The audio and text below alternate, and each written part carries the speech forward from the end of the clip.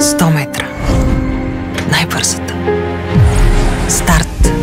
10 секунди, които остават за винаги. Но днес няма да бързаме. Прекарах 25 години на пистата. Хиляди часове в работа. Безброй в моменти на болка и няколко, които плаках от радост.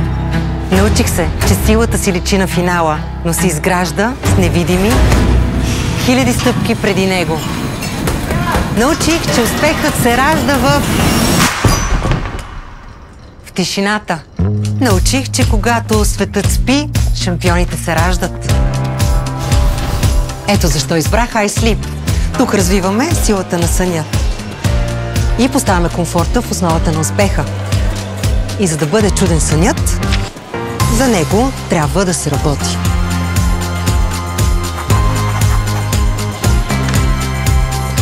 Това не е пауза, а подготовка. Всяка нощ е нова тренировка за добро утро. Готови ли сте? Аз да.